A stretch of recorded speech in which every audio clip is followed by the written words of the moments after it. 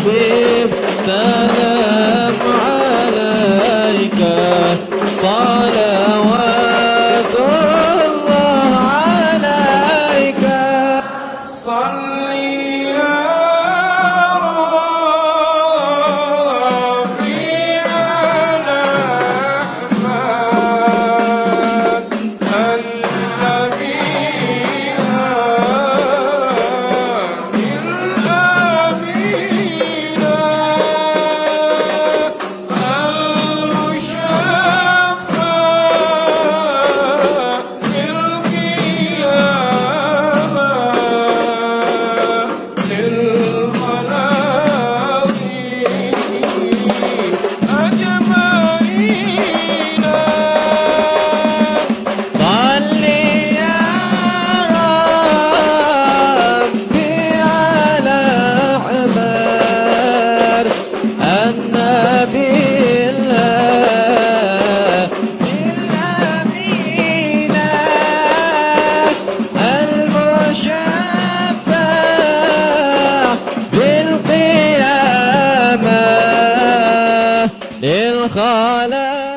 Ma'asyal ahibba rahimakumullah. Alhamdulillah, malam hari ini kita dikumpulkan bersama guru-guru kita dan kami merasa bangga dan dimuliakan oleh Allah. Hadir di majlis zikir yang luar biasa, nikmat diberikan Allah. Duduk di masjid yang penuh dengan keberkahan. Duduk dengan magam seorang waliullah, bahkan di sekitar beliau bukan hanya beliau waliullah, berarti banyak lagi dari anak keturunan beliau yang insyaallah pun mencapai derajat kewalian. Kita semua dipilih oleh Allah, kita dikehendaki oleh Allah, dan kita mohon mudah-mudahan ini majlis syahidan lana la alaina, hujjah lana la alaina, menjadi saksi kita di hadapan Allah, penolong kita di hadapan Allah Subhanahu wa taala.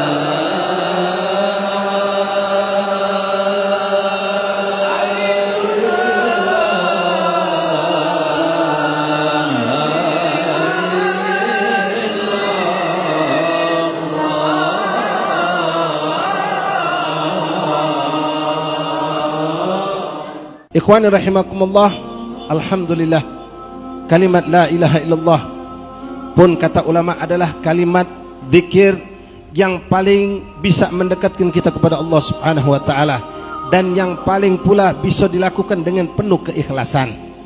Karena salah satu kekhususian kalimat la ilaha illallah, ikhwani, mungkin selama ini kita tidak pernah memperhatikan, atau mungkin alhamdulillah sudah sering disampaikan. Keikhlasan itu akan muncul ketika seorang mampu menyembunyikan kalimat, menyembunyikan ibadat, menyembunyikan suatu perbuatan baiknya dari pandangan orang banyak. Memang rotib saman dibaca dengan jahar, tapi kita bahas sekarang kalimat la ilaha illallahnya. Zikir apapun yang antum ucapkan, ikhwan, orang lain boleh tahu kalau kita sedang berzikir. Antum baca subhanallah, bibir kita bergerak, wong nyengok, wah ini lagi berzikir gitu. Ente mengucapkan kalimat Allahu Akbar, bibir bergerak, orang tahu kita berzikir. Kita mengucapkan kalimat subhanallah walhamdulillah wala ilaha illallah, orang tahu. Salawat tahu. Tapi kalimat la ilaha illallah, boleh jadi ada seorang duduk di hadapan ente, dia mengucapkan kalimat la ilaha illallah beribu-ribu kali, kita tidak tahu kalau dia sedang nyambung hubungan dengan Allah. Karena orang ucap la ilaha illallah, ini salah satu kelebihan la ilaha illallah, ikhwani. Kita mengucap la ilaha illallah, bibir kita boleh jadi tidak bergerak. Sehingga di situ adalah kalimat keikhlasan. Kadang-kadang disebut la ilaha sebagai kalimatul ikhlas, kalimat yang kita ucapkan mentauhidkan Allah dengan benar-benar mengucapkan mengagungkan Allah. Mudah-mudahan ikhwan rahimakumullah, dengan kita insyaallah belajar dan belajar terus, terutama belajar ilmu tauhid dengan guru yang memang insyaallah mampu mengajar kita ilmu tauhid, kita bukan sekedar mampu melapaskan kalimat la ilaha illallah, tapi mengenal makna hakikat la ilaha illallah.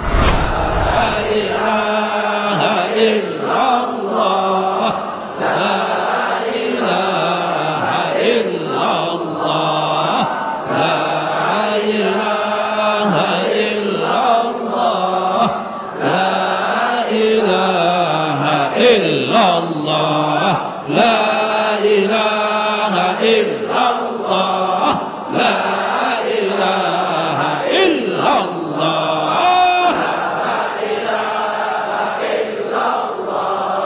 la ilaha illallah. Alladzina amanu wa tatma'innu qulubuhum ala bidzikrillah. Rotib sudah kita baca, zikir sudah kita baca. Sekarang yang jadi pertanyaan di belakangnya, sudahkan hati kita mutmain dengan zikir yang kita baca? Karena beberapa banyak orang-orang yang berzikir tapi dia keluar, maaf, kenyataan ikhwani, keluar dari majelis zikir bukan mutmain golab, bahkan bertambah sumpahnya, bertambah kebingungannya. Bahkan naudzubillah ada pula orang yang hatinya menjadi kotor. Tentu bukan salah zikir, wallahi ikhwani. Tak ada zikir itu salah sama sekali. Tak ada pula ulama, guru-guru kita mengajarkan zikir yang salah. Tapi kalau memang itu terjadi pada diri saya atau antum sekalian, keluar dari majelis sumpah nambah, itu salah pada diri kita. Kenapa salah? Karena kita tidak mempersiapkan diri kita untuk menghadap Allah dengan zikir tersebut. Di sini masya Allah banyak guru-guru kita yang mana rotib haddad, rotib atas, rotib saman ini pun boleh saja dibaca tanpa ijazah dari guru, tapi alhamdulillah antum dibimbing oleh orang-orang yang memang punya sanad ijazah zikir. Yang mereka bukan cuma maaf, mungkin kita cuma duduk baik, tapi mereka dibimbing, diajarkan cara, akhlak, adab untuk baca zikir ini. Sehingga orang yang lebih sempurna akhlak dan adabnya ketika berzikir kepada Allah, maka dipastikan dia akan lebih dapat dari sisi Allah Subhanahu wa taala.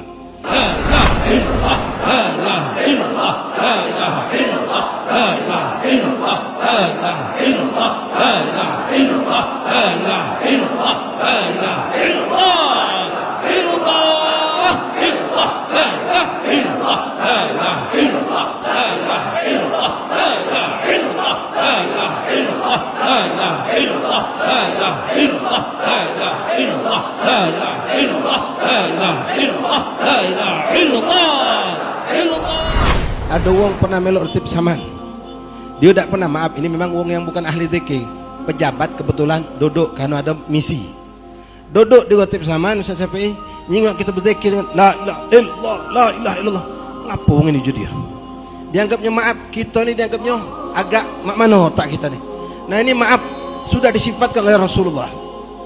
Orang munafik seperti itu kata Rasulullah. Nabi dalam sebuah hadis mengatakan, berzikirlah kamu, sebutlah nama Allah sampai uang munafik akan mengatakan kamu itu gila. Sampai itu. Kalau ada orang lihat macam ngintik, nyingok atau lewat streaming nyingok, ngapa itu sampai goyang-goyang macam itu? Gila apa? Nah ini uang munafik. Dan kamu jangan pedulikan kata Rasulullah. Teruskan. Thariqah itu macam-macam ikhwani. Ada berzikir dengan cara tegak sambil nunduk, ada yang goyang ke kanan, ada goyang ke kiri. Tapi ini semua maaf, hakikat aslinya bukan dibuat-buat, tapi dia muncul asli. Kalau kita ni maaf, biasa tahlil biasa bergoyang kita, la ilaha illallah, bergoyang melo ayunan irama bacaan kita. Hakikat asli gerakan ini namanya wajid dalam istilahnya. Wajid ini bukan dibikin-bikin, tapi asli muncul karena gerakan dari hati orang yang hidup zikir kepada Allah, bergoyang dan dia tanpa sadar. Makanya sampai dikatakan orang-orang ahli sufi yang hebat zikir itu kadang-kadang dikatakan juga mereka itu sakran. Kita mengenal ya ikhwan, ada namanya wirid sakran, aqidatus sakran. Ini disebutkan kepada Imam Ali bin Abi Bakar Sakran. Sakran artinya gila, bukan mereka itu gila, naudzubillah, tapi keadaan mereka itu dengan zikir, mereka istighraq, tenggelam dengan zikirnya sampai mereka lupa dengan segala-galanya. La ilaha illallah, la ilaha illallah, la ilaha illallah, illallah, la ilaha illallah, la ilaha illallah, la ilaha illallah, la ilaha illallah, la ilaha illallah, illallah.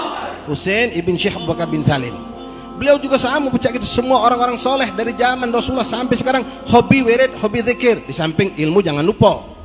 Jangan kita ngajar ilmu tanpa wirid, itu bisa susah hidupnya. Wirid tanpa ilmu bisa sesat. Jadi gabungkan dua hal ini. Alhamdulillah ini kita saksikan pada guru-guru kita. Nah, Imam Husain ini beliau mengajak muridnya berzikir. Beliau perhatikan kalau sudah berzikir tuh goyang enggak loh. Tapi beliau tahu ada yang goyang, memang goyang itu dari hakikat gerakan dari zikir, terbawa oleh keadaan zikir yang khusyuk. Ada yang goyang cuma bergoyang baik. Akhirnya besoknya dia ngomong, kamu ini kalau wirid jangan banyak bergoyang lagi. Mantap, hati kamu mantap kan? Pada beliau tahu orang boleh jadi berzikir itu goyang kalau memang bawaan dari hatinya yang hadir dengan zikir tadi.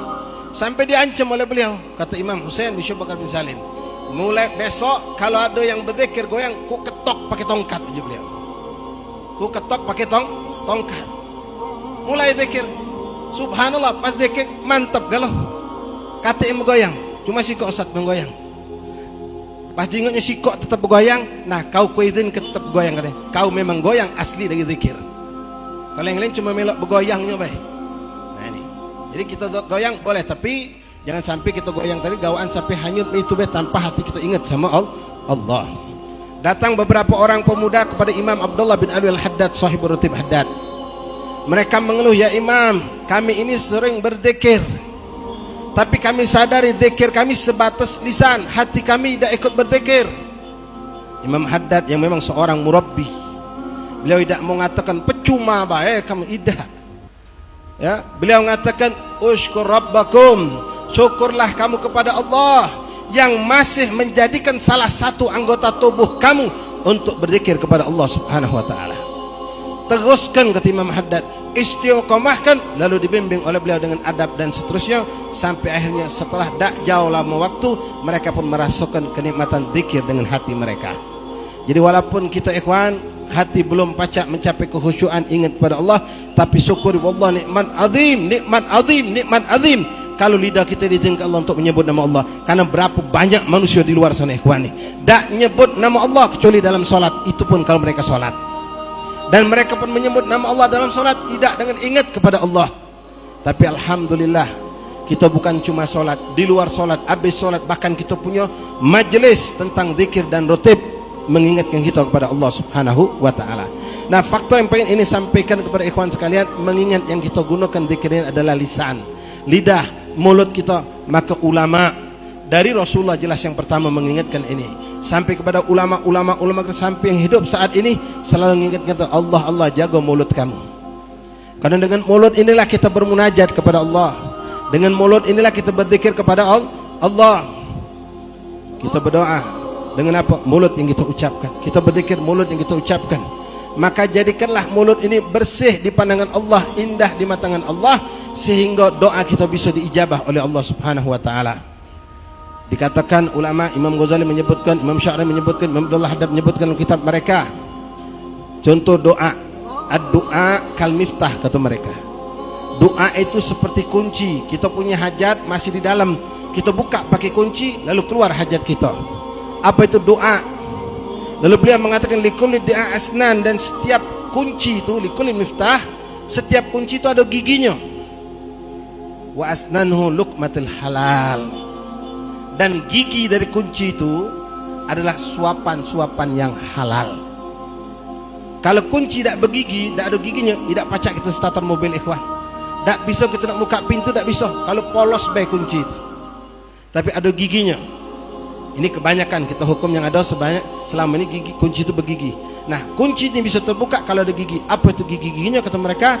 Gigi itu adalah luqmatul halal, suapan-suapan yang halal.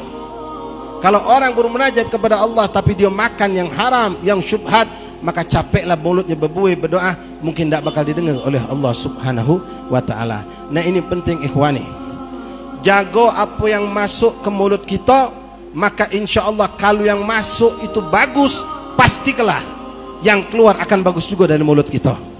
Tapi kalau kamu lihat ada orang yang mulutnya yang keluar itu apa kata ghibah, namimah, syatam, mencaci, menghina, ngomong yang tak karuan, urusan dunia paling hebat dia bicara. Bukan suudon, bukan pula nyuruh kita suudon sama dia. Ini wong bisa dipastikan yang masuk itu juga bermasalah. Kalau tidak haram, syubhat. Ngapo? Yang keluar kotor galo.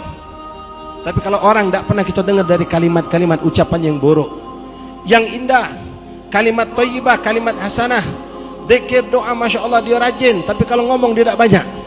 Ini orang insya Allah bisa kita pastikan, walaupun ini tidak perlu teliti, ini orang insya Allah asupan yang masuk ke mulutnya dari yang halal, bukan dari yang haram. Nah, ini penting ikhwani rahimakumullah. Jangan sampai kita berzikir tapi mulut kita biarkan dalam keadaan kotor. Kita pengen dapat sir rahasia dari zikir yang kita baca. Dan ingat insyaallah ikhwani rahimakumullah, kalau ada seorang ulama apalagi wali yang hebat, punya zikir, punya karangan kitab, punya amalan, lalu kita mengamalkannya, yakinkan insyaallah kita pasti ada hubungan dengan mereka. Terlebih lagi kalau kita memang ngambil ijazah dari guru ke guru, dari guru ke guru, sanad amalan, sanad zikir, sanad kitab, sanad ilmu nyampe ke mereka, insyaallah apa yang dikatakan Rasulullah kita akan dapatkan. Almar'u ma'aman ahab, kita akan dikumpulkan dengan orang yang dicintai, yang kita cintai insyaallah taala. Amin amin waj'al lana min kulli khairin faraja wa kulli hammin wa bala'in makhraja. Ikhwani rahimakumullah, hafizakumullah, faqakumullah. Istiqomahkan antum duduk di majelis. Cuma saya ingatkan kepada ikhwan sekalian, sekali lagi, majelis zikir duduki, hadiri, tapi jangan lupa antum harus mengambil bagian dari ilmu. Yang lebih doyan ilmu, hampir tidak duduk di majelis, jangan. Duduk juga di majelis ilmu, duduk di majelis zikir, majelis salawat, majelis semaul husna, majelis rotib, majelis maulud, duduk, tapi ilmu jangan kamu lupakan, karena kita butuh dua-duanya. Kita butuh dua-duanya, seperti makanan dan minuman, itulah yang kita butuhkan.